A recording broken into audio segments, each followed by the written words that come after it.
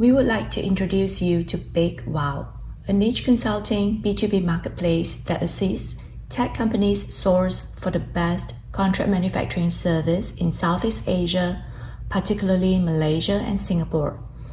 We have in our network 20 plus contract manufacturing services in electronics and mechanical assemblies, of which 40% are public listed companies with an average of 15 years experience.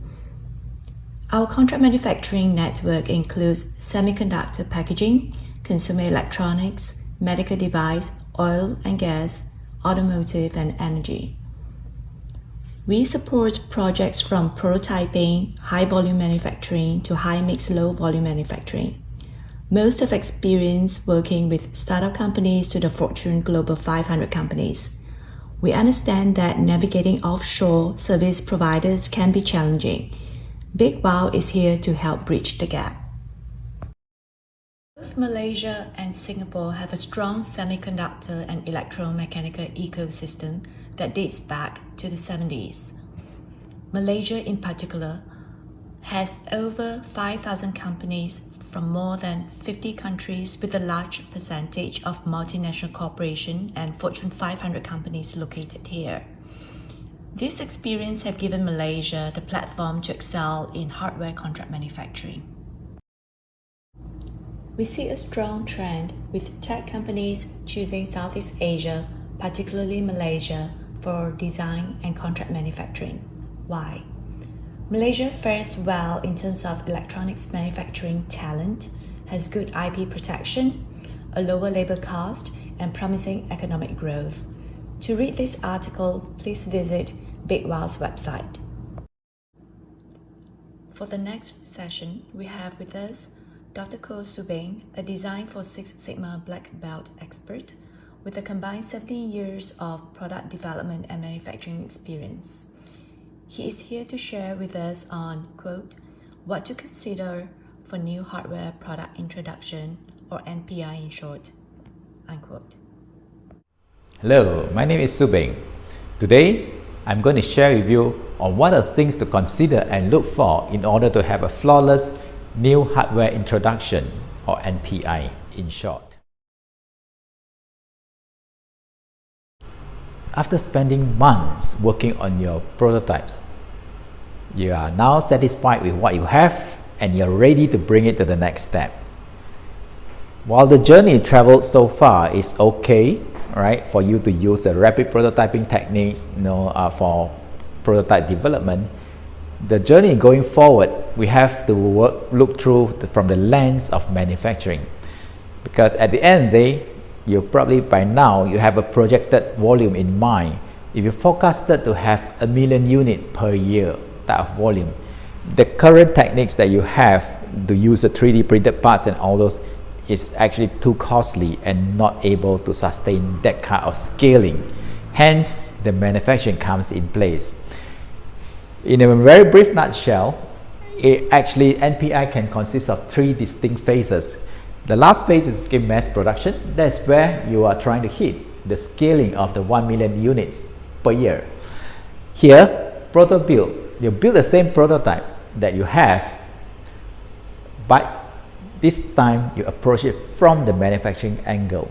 So you will look through it like replacing the 3D printed parts now with soft tool or injection molded parts, and this is where you actually starting to be able to see whether whatever you have designed can be manufactured effectively, reliably, or maybe economically, because at the end of the day it's a profit and loss, because we have to be in business, and a good product not only is good to fit functionality to meet the unmet needs, it must be able to manufacture effectively in a way that is cost effective and it's actually easy to manufacture with a very high manufacturing yield, which means that if manufacturing yield being is defined as if you have to purchase 100 sets of bill of materials or BOM, in short, to build 100 units of product A, your ideal situation is to end up with 100 units of product A that you can sell.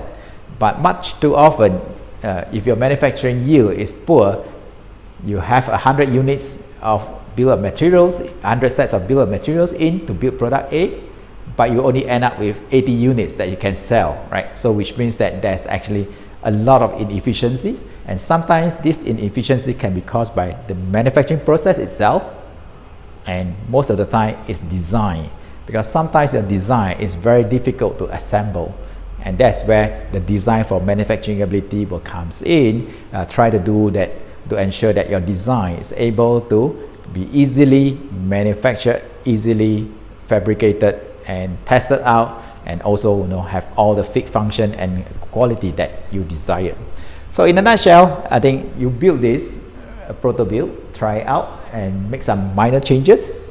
Then once you're happy with it, you move on into the pre-production or the pilot or approved build, depending on which manufacturer you talk to. In this case, someone has to design the production line. Again, they have to design the manufacturing process to build the product that you have just invented or developed. That process itself has not been tested.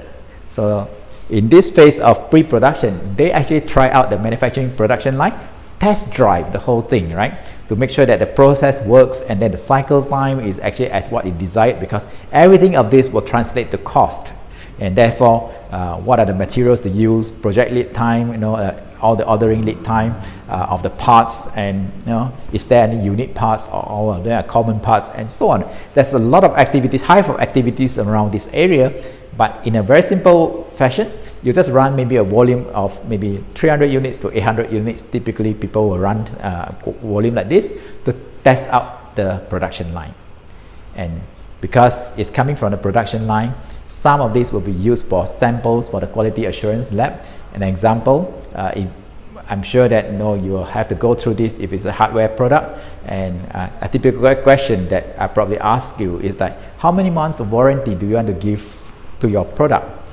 If your answer is 12 months, then the subsequent follow-up question will be, do you know how many % of your product is going to not survive the 12 months? And this has a cost implication, because that will translate to the warranty cost, which effectively will eat into your margin, right? So it's the same production line output from here.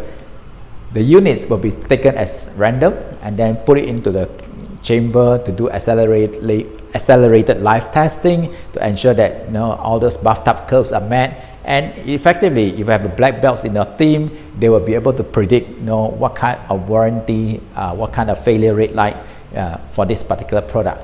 Therefore, if there's a need, you still have time to redesign certain parts, right? So that's where this pre-production or the pilot comes in.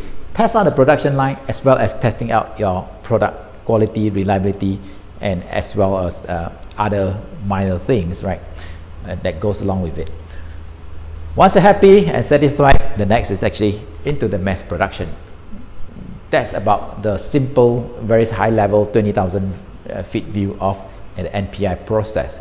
So obviously, if you want to improve, there's actually more methodologies that you can apply, like design for Six Sigma. Essentially, what we can do is actually design right the first time. If you can't design right the first time, then you find defects, any defects related to your product early in the whole design cycles and before it reach out to the mass production. Because every mistake you make during the pilot, you only contain within those pilot units.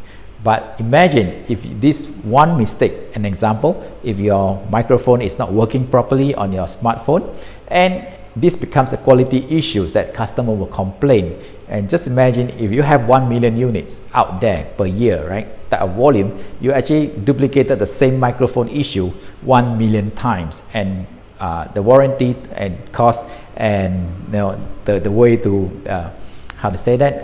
arrest that situation is very costly, and many of us actually don't really want to get caught into that situation. Therefore, there are processes for you to use like FMEA to identify and mitigate risk upfront, and therefore you don't have to end up with situations like that. So with this, I hope I give you a very brief 20,000 feet view of what NPI is all about, and thank you for watching this, and that's all for me for now. This is Subing signing off. Thank you. Thank you for your participation. We hope you have enjoyed today's session.